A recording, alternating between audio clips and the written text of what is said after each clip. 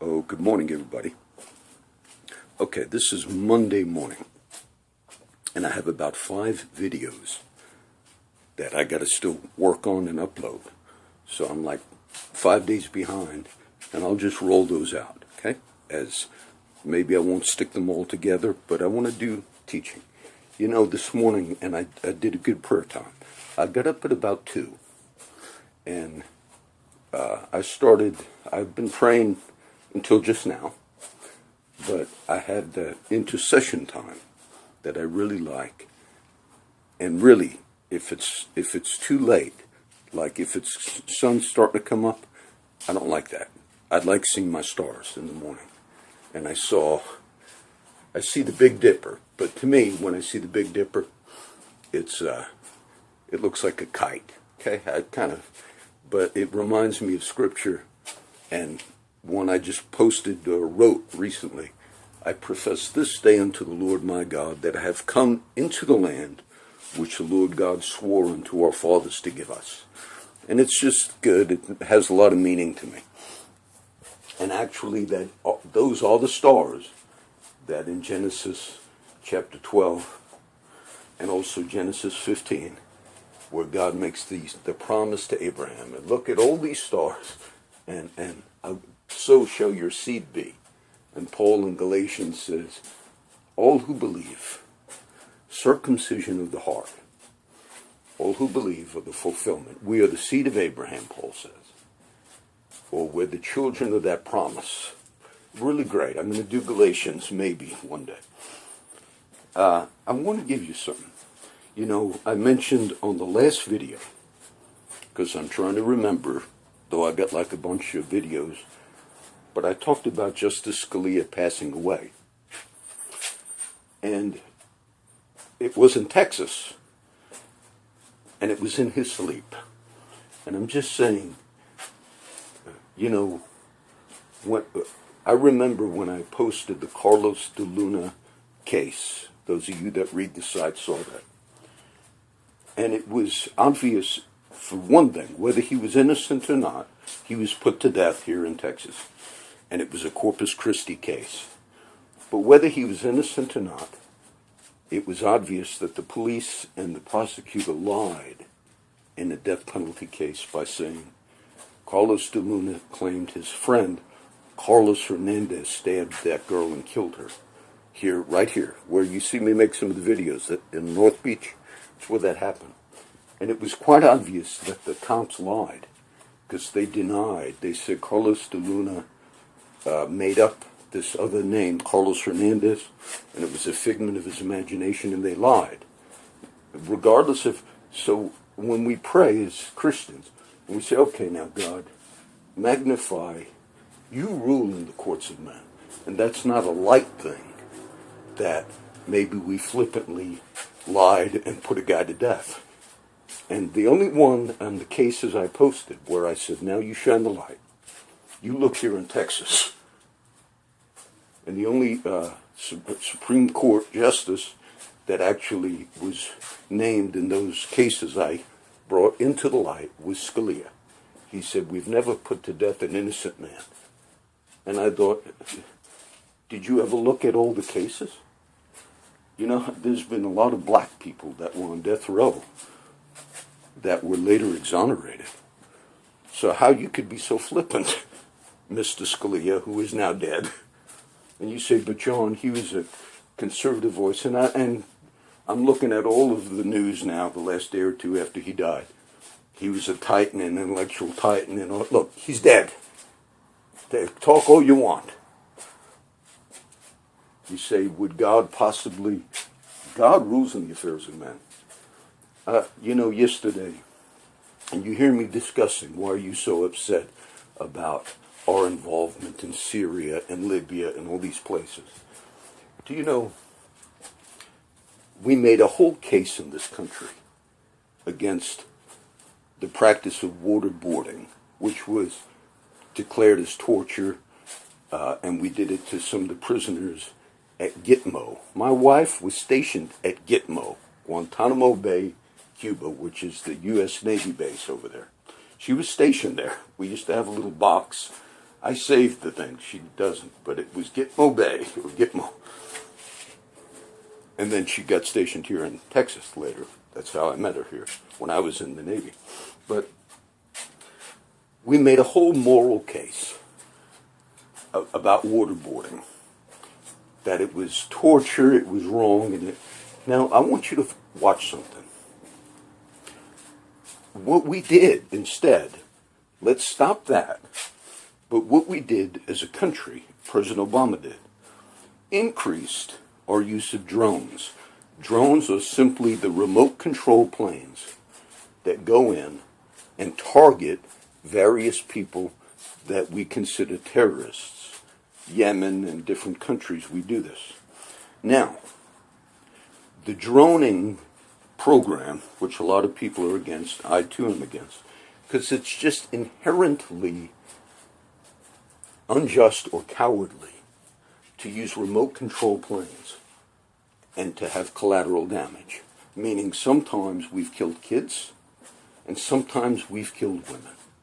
And you know, look, I heard one of the pilots that did the remote control droning, he came out later and he himself, some of them said, no, it's not good because it's like we're playing video games and we have no real conscience of life because we realize it's like a video game. That's what they were saying.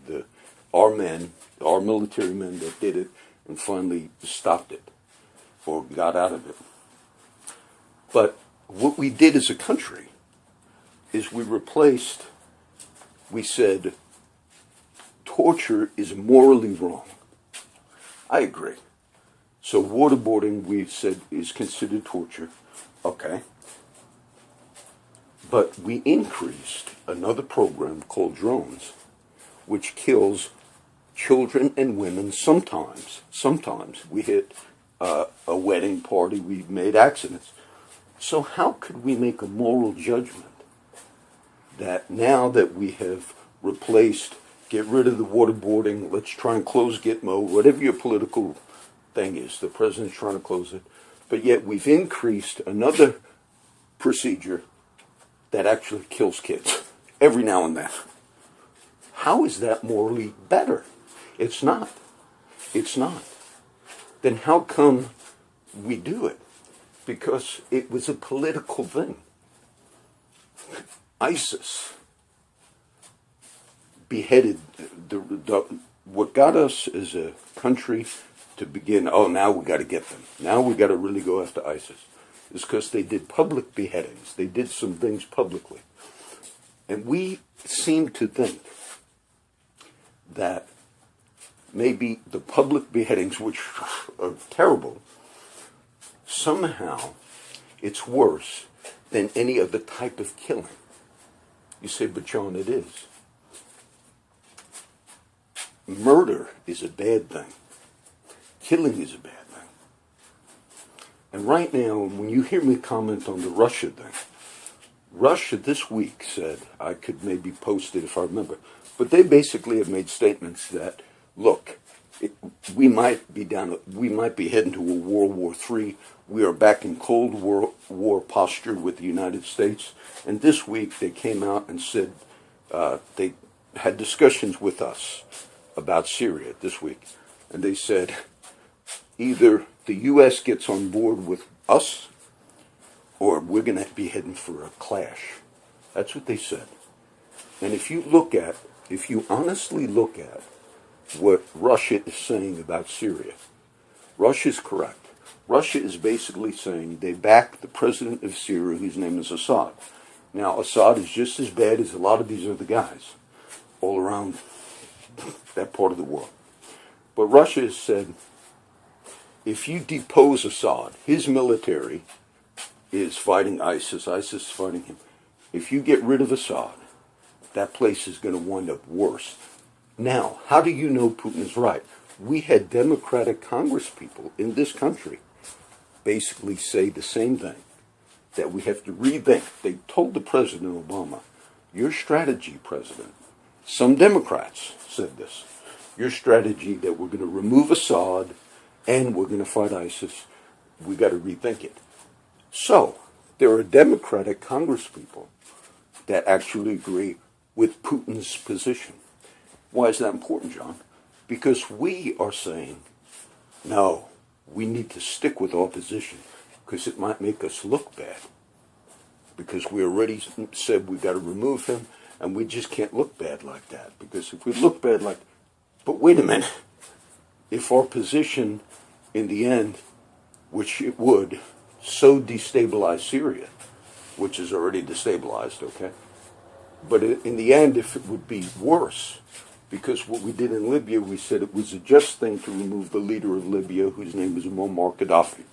And so we removed him, and Libya now is really run by ISIS has got a presence in Libya, which they never did before, and it's run by militant militia groups. They vie for power there. So Libya, all the years that it existed under Muammar Gaddafi, was more stable, less killing, less murder, and after our involvement, it went to hell. And everybody in that part of the world knows that. Even some of our allies say the same thing. They said it publicly. So why would we continue to pursue something like that in Syria? Because we already said Assad must go, and we'll look bad if we change now. But even some of our own people in this country, not just Republicans but Democrats, are saying the same thing. And every president, and it just so happens Obama's president, every president deals with his own pride. His own, oh, you're going to make me do something? We'll show you. Now, you might have positions on all types of things, but when it deals with life and death, do you think God would intervene? Do you think maybe God would take life? See now that I am He, and there is no God with me. I kill, and I make alive. I wound, and I heal. Neither is there any that can deliver out of my hand. For I lift up my hand to heaven and say, I live forever. That's God saying that in Deuteronomy.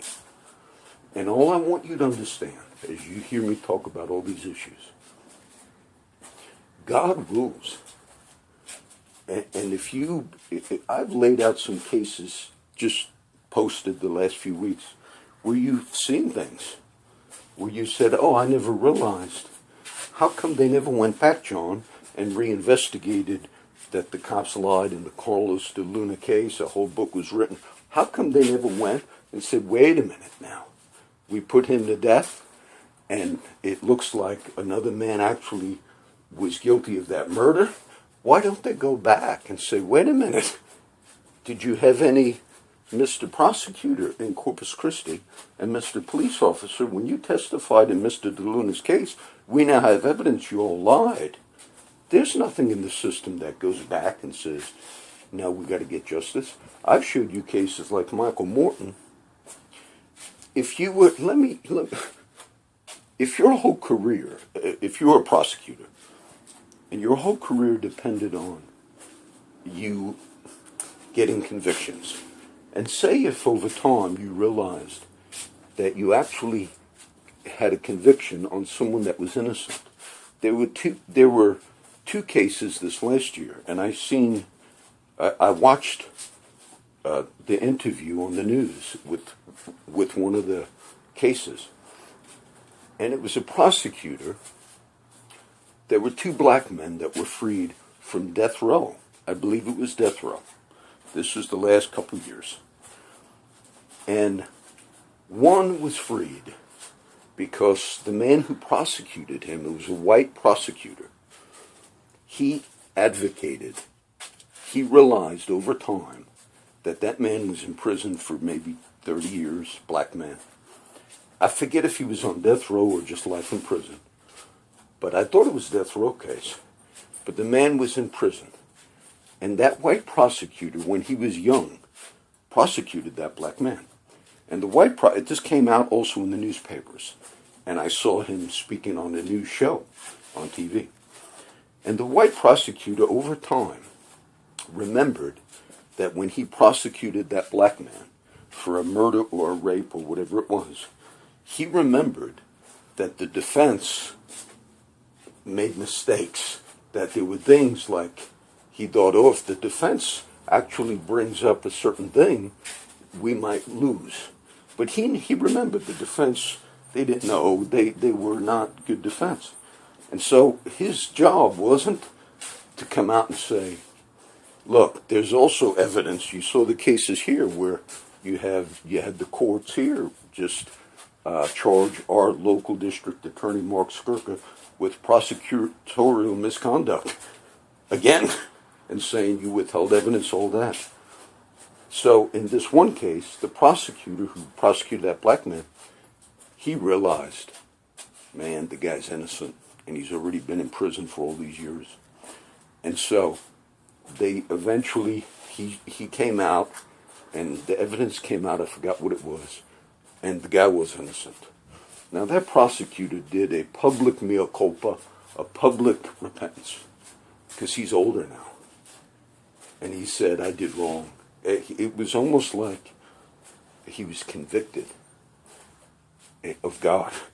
And he was in public, he wrote things.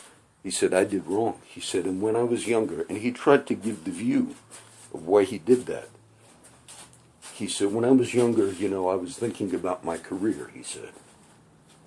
But then over time, I realized there could be things that I did that were unjust, like the Carlos de Luna thing I'm talking about. But some prosecutors, there was another case, but some prosecutors also fear, if it ever came out, that they used lies and hid evidence and all, they fear if that comes out, that's the end of their career.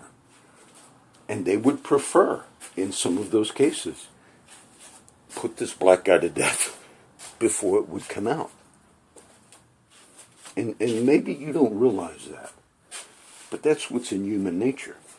And because of that, that's why I thought it was flippant that Justice Scalia would say, oh, we've never put to death an innocent man. How could you say that? It's possible we sure did. You see? And when you're in those positions, you got to be very careful with that. We had a case here in Texas, and his name, now this is dealt with fire department stuff. That's why I remember this. His name was Todd Willingham, or Whittingham. This was another case where the guy was already put to death, Todd Willingham. But what happened was he was estranged from his wife, and the kids were in the house. The wife was not there. He got in a fight with her or something, and the house burned and the kids died. Now, it was a Texas case, and I remember Rick Perry, there's some stuff that went on there that was political. But in that case, they said that Todd Willingham was into Black Sabbath, rock and roll. It played into the conservative jury, wherever that was, whatever county or city in Texas, I forget which one. And they kind of said, look at the accelerants, meaning he poured lighter fluid or gasoline, that's an accelerant, on the floor. And they said it was in the pattern of like a pentagram, and it played into a lot of that he was a rock and roller. Now, they convicted him on arson. That's why I remember this. And I remember when I read this case years ago, I had the thing, I used to have the fire inspector certification. A lot of guys at the fire department that I worked at did not have that. I had it because, not a fluke, but when I got hired, when you were a rookie, the first year you worked, whatever schools that are going on at that time, fire schools, they told the rookies, oh, you got to show up and be in that class. So it just so happened they were doing a fire inspector school, and everybody did not have that certification. And later you got paid an extra $25 a month, so I was glad I got it. But I just passed. I remember the teacher's name, Tarver. I still remember. So I had that. Now, when they convicted Todd, and all over the years of the fire department, whenever we had a fire, we had the main guy that was our fire marshal was Lupe Garcia, who has passed away. But look, we used to make jokes about, there were many fires that we just, you can't always figure out the cause of a fire, all right? So we would always, it was an in-house joke. Oh, cigarette. Sort of like if you want to solve the fire real quick, especially if it was a brush fire somewhere. Cigarette, discard a cigarette, discard a... So it was kind of like, that's how fire science was, okay? Investigation arsenal. Well, when the Todd Willingham case came up, and they basically had the fire science or the fire investigations of Texas, which we used them. We would call the state fire marshal in, that would come in and investigate in case, you know, the fire marshal in our town couldn't figure out the cause. We would have them come in, and they would maybe say, okay, we determine it was arson or whatever. For insurance purposes, people burning down houses. But they determined that Todd Willingham set that fire. And that's why they convicted him and gave him the death penalty, and he was put to death. And I remember thinking, I know from my experience that that fire science is very shaky. Sure enough, there was a commission that was established in Texas, a fire commission, and this is why it got real political. And that fire commission went in and investigated that fire. And Todd Willingham, over time, when he was in prison waiting to be put to death, he said, he swore he did not set that house on fire. But what he said was, my only crime was I was a coward. And I didn't go in and save my kids. Now, I don't know if this man was guilty or not. But right before they put him to death, his wife, the ex-wife, never wanted to speak to him. And like a day or two before, she decided, I'm going to go and talk to him before they put him to death here in Texas. So she went and talked to him. And then when she came out, she told the media, my husband admitted to me that he murdered our children. It was strange. So when they put him to death, and he was in Huntsville, where they killed the people here in Texas, executed, the wife was in the audience, and he cursed. He was raging mad. That's how he died. That was his final statements. You effing bitch. Now, why? And then it came out later that the wife lied, that he did not say that. Anybody with any discernment could figure that, why else would he be on his deathbed saying something like that? Because she kind of got him right at the end.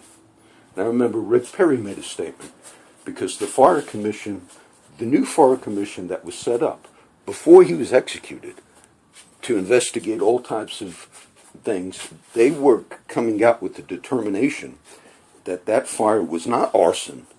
They were going to make a determination, but it was accidental, and they had all the evidence as documentary on it. And what Rick Perry did, Governor Perry, he dismantled them like a couple of days before. He said, I'm going to fire 2 guys from that board. And then Rick Perry said, obviously that guy was guilty.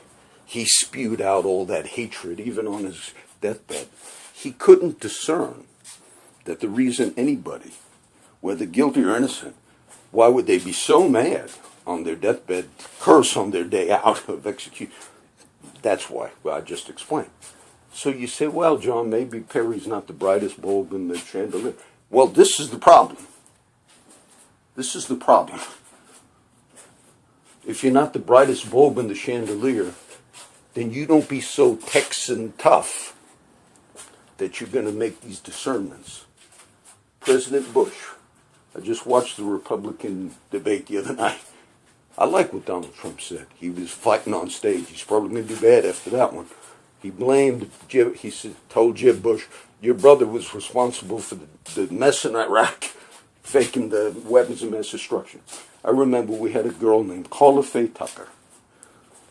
Carla Faye Tucker murdered somebody with an axe when she was young. And in prison, she became, everybody that knew her, the guards and everybody said, she really had to change. And she converted. And it wasn't just a jailhouse conversion. I remember the story. And even the Pope, she was on death row, and even the Pope at the time made a special plea for Carla to Texas, the Texas governor, George Bush. And I remember Bush, I believe he was governor. I know it was Bush, unless they pled when he was president, but he was governor at the time. But Bush had made like a statement, it came out later, because he said he did not grant her pardon or clemency. He didn't have to. But the statement was, this came out later, he said, oh, I guess she effing wants me to help her or save her or something.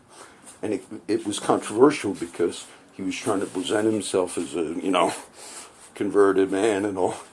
But the statement was, she effing wants me to, like, flip, and then they put it to death. Now, if you want to be like that, that's fine. It's your choice. But when you have ignoramuses in charge, I don't take, you judge righteously. You judge righteously. And if you are so definite that we never put somebody to death innocently, make sure you looked at every case before you make that. Because whether you're Scalia, Supreme Court Justice, or whether you're Rick Perry or George Bush, there was a governor in our country, I forget, it might have been Ryan, Buddy Ryan or something. He was, I think it was Republican, but he made waves a few years ago. He was under investigation for things, I forget which state it was, but he outlawed the death penalty in his state. And when he did that, it took courage. And he basically said, he put a moratorium on it, because there were so many cases he began looking at where, wait a minute, we've had black guys that are released from death row because we later found out we were wrong. And he just said, the system is so screwed up, we better stop. And he stopped it. And I am not for the death penalty. And if there were times where people we know that they were guilty of terrible crimes. And look, even in those cases, they deserve the death penalty. I'm personally not for it because of these other reasons, okay? But I always found it strange that even if you find a case, which some that I discussed, where you later find out that the people that prosecuted lied, that's not a slight thing. And so Scalia died a few days ago in Texas, in his sleep. And the light of God rules in the courts of men. Don't ever forget that. There are natural disasters over the history of our world that took place. The recorded flood of Noah. I wonder how many cases, you say if there's a bunch of injustice in the region, and it's been going on, there could be prophets interceding that we never heard about or knew about. And maybe some of them, without ever knowing publicly, said, now it's time. And then, got hit with a hurricane. Everybody wiped out. Judges' courts, everybody dead, everybody wiped out. You say, do things like that happen? Let me say, we live in a society where through military action, we do things like that all over the world. Some of our interventions wipe out entire regions. Your whole life, everything you planned on doing is done. Forget mortgage, forget you paid your house, all of it's done. Your whole region, that's happened in Libya, that lies from, and it is possible. I was thinking of that recently. It is possible that, yes, iniquity or sin or corruption gets to a turning point, where, even people that are interceding, natural disasters do happen and can happen, okay? And I'm just showing you that God rules, okay? The early part of the 20th century, you had the Azusa Street Revival. I've not done a lot of history on the Pentecostal movement, but it's good history. But there was a man by the name of Frank Bartleman. And I read a couple book things he wrote, but he was writing about the revival and how it took place. But there was a great earthquake that took place. And then there was a debate at that time. It was out in California, the beginning of the 20th century. But there was a debate. Some said, well, surely this couldn't have been a judgment from God. And then others took scriptures where it actually said in Scripture that yes, even in those things, God can manifest, whether in judgment, so God can do things. And all I'm saying is, when we become flippant in society, and we overlook things, and then later on we kind of laugh about it, and the next few days they're going to celebrate what an intellectual titan would. If you were an intellectual titan, you should have at least been aware, if at least a few of the cases, I'm aware of them, where one of the gravest injustices in a society could be putting to death a man that's innocent or a woman that's innocent. So the courts. I did a little on moral law yesterday. I could do it, but I don't want to. But I dealt with, I said, where do we get our understanding of what's right and wrong? Ultimately, natural law theory. The Supreme Court Justice who still sits on the court, Clarence Thomas, when he was being confirmed, he had a lot of things going on with Nita Hill and all. A lot of stuff happened at that time. But they also grilled him. I think it was Joe Biden at the time. Grilled him on, do you believe in natural law? Meaning, do you believe that there are set standards that come from God? And that was the debate. Let me tell you, the founding fathers and all that you've heard me discuss, if you do not believe that there is inherent right and wrong, and if you simply believe that law itself is simply an expression of the norms of society over time, then you don't have a foundation. This gets kind of, not that much, but killing is wrong. Why? Why do we execute people? Because they killed somebody else. And why would it be wrong to? John, it's just wrong. I'll tell you why it's wrong. It's wrong because it's a violation of the law of God. That's the only way you ultimately determine right and wrong in the end. And you say, but we decide over time. I say, if you leave it up to who said this? I forget. De Tocqueville might have said it. But he said the tyranny of the majority. He was French.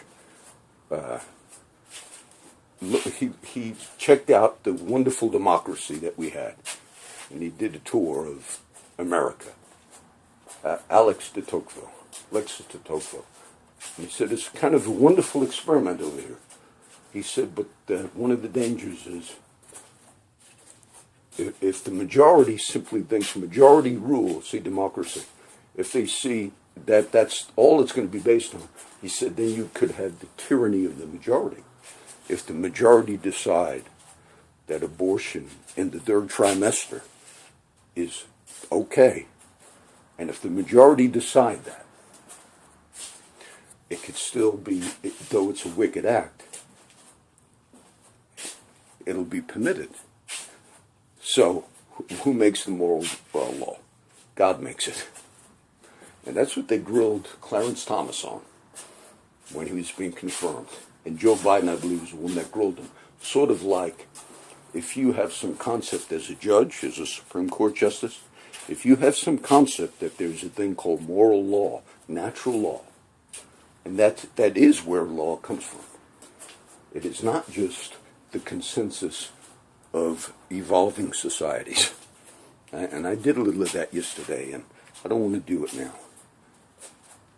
So today I was up early praying. It's a beautiful day, but I wanted you to see that. I want you to perceive those things.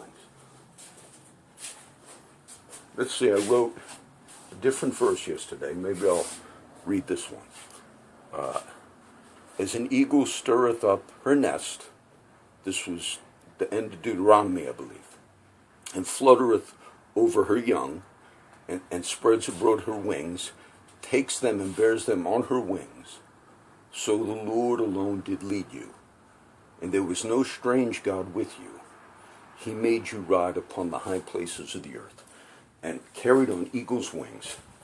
It says also, I think, in Psalms, and it's talking about how God delivered his people. It said there was no other God with them. And as much as we see a lot of these injustices, and we see how even in authority, there are unjust things that take place, and we're heading for trouble, because even Mikhail Gorbachev, who led the former Soviet Union into the fall of communism, even Mikhail Gorbachev last year, looking at our situation and what we're doing in our confrontation with Russia, Mikhail Gorbachev made a statement and said, in so many words, "What are you doing, United States?" He lives in the U.S., unless he died already, but he lives in the U.S. He said, "You're going to push Putin to war." And I remember Angela Merkel, the head of Germany, said the same thing. The same thing. And what they see is they see that all of these actions that we're taking that deal with the life and death of many people, some of them are political. This is what I'm trying to show you. Some of them are political. And if it's going to destabilize other countries, and Russia is basically saying, you're doing things in Ukraine, Russia obviously is doing things in Ukraine, but it's right on the border. And we are kind of like, we're going to build up troops there. We're going to build up NATO. We're going to strengthen the region. I think Russia has basically said, which probably has not come out publicly, but Russia has probably made notice to us. If you don't come on board with what we're doing in Syria, because we see it as a destabilization of our own sovereign territory in Russia, because it's over there, it's not in your part of the world, and you keep involving it, I think that they basically have put us on notice through behind the scenes talks that this thing might head for war with you. And I've heard statements where I've heard our military men being interviewed on Fox Sunday morning. This was about a year ago. And they cut the clip. And I forget if it was Gates, Bob Gates at the time. But they said, "You think this might lead to war?" And then the clip was cut. But enough was said where he said, well, basically they're telling us that we might be heading to war. Real war. Nuclear war. There's enough that I've read the last year, not on conspirators, because I'm telling you, we're flippant. We're flippant. And when it's life and death, don't be flippant. Don't be flippant. Political decision, we don't want a waterboard, fine. But the end result is, instead, as a country, we made another decision. We're going to do another thing, which is going to entail the deaths of kids and women every now and then. But it's not as politically bad as actually waterboarding. So let's cut the waterboarding. Those are not light political decisions. Talking about murder, if they're innocent. And you say, well, it's collateral damage, it's accidental. Look, you have the decision to stop the program, which you should, or to keep doing it. So you're going to be held accountable for it. We seem to think we're the only nation that's not held accountable. That's why I think we're going to see stuff within our borders. All right. The Lord bless you and keep you. The Lord make his face shine upon you. The Lord be gracious unto you. Lift up his countenance upon you and give you peace. Oh, I'm up making videos and people are up here. Okay. God bless.